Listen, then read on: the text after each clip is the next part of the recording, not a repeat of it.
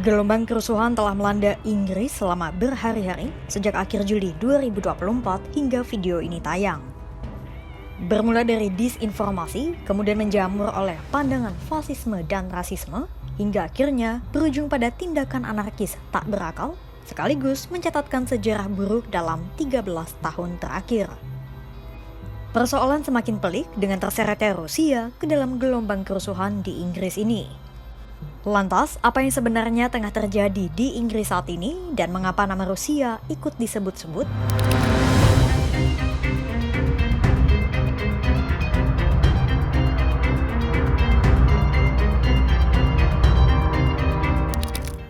Semua bermula dari insiden pembunuhan massal yang terjadi di studio tari Southport pada Senin 29 Juli 2024. Pelaku dilaporkan bernama Axel Rudakubana, berusia 17 tahun dan lahir di Inggris. Dalam serangan itu, Axel melenyapkan nyawa 3 anak perempuan bernama BB King, Elsie Stancombe, dan Alice da Silva Aguirre melalui penikaman. Axel lantas segera diadili dan ditahan oleh pengadilan setempat.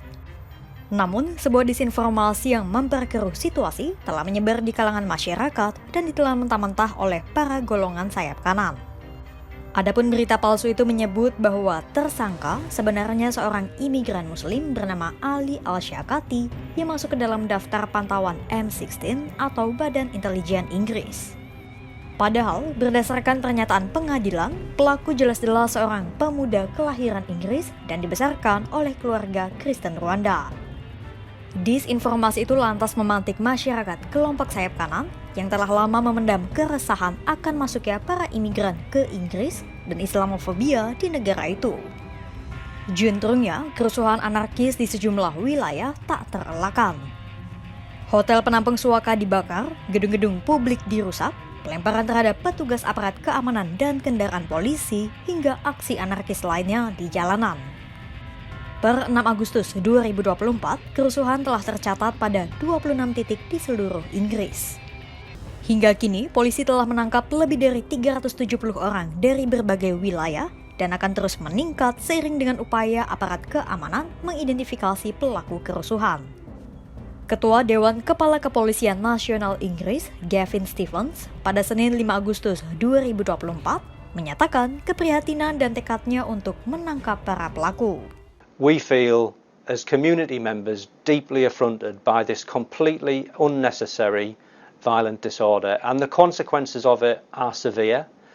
A conviction for violent disorder usually carries a hefty term of imprisonment, and I'm very pleased to say that of the hundreds of arrests that have been made, we're already seeing people come through the court system and very soon who will be in prison, and we will not stop. We have lots of digital evidence from body-worn video cameras. We will be following this up, and whether you're inciting violence online or you've perpetrated violence on the street, we will be coming after you with strong and robust investigations.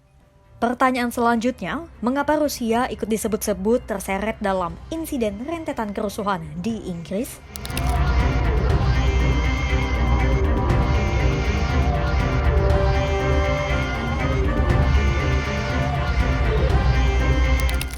Seperti sudah disinggung di awal, sebuah berita palsu menjadi salah satu pemantik merebaknya gelombang kerusuhan di Inggris.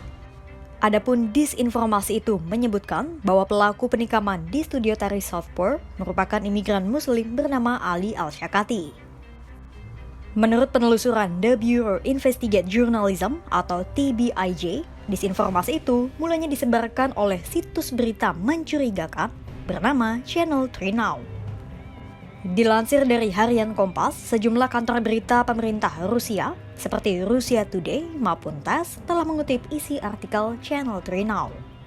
Dari situlah muncul dugaan bahwa Channel 3 Now merupakan aset milik Rusia yang digunakan untuk menyebar berita palsu di Inggris. Dugaan diperkuat oleh unggahan video saluran YouTube Channel 3 Now pada 11 tahun yang lalu tentang mobil rally Rusia. Namun, bukan berarti Rusia terlibat dalam penyebaran disinformasi tersebut. Pasalnya, TBIJ menyatakan bahwa keterlibatan Rusia dalam penyebaran disinformasi melalui situs Channel 3 Now tak memiliki bukti yang kuat dan masih belum jelas. Terkait insiden kerusuhan di Inggris ini, Rusia sudah angkat bicara melalui Kementerian Luar Negerinya. Namun dalam pernyataan resmi Kementerian Luar Negeri mereka, tidak ada tanggapan yang menyinggung maupun membantah soal tuduhan penyebaran disinformasi yang ditujukan pada Rusia. Juru bicara Kementerian Luar Negeri Rusia, Maria Zakharova, hanya menyebut bahwa Rusia mendukung hak demokrasi semua masyarakat. Meski demikian, Rusia tak membenarkan kekerasan yang tengah terjadi di Inggris.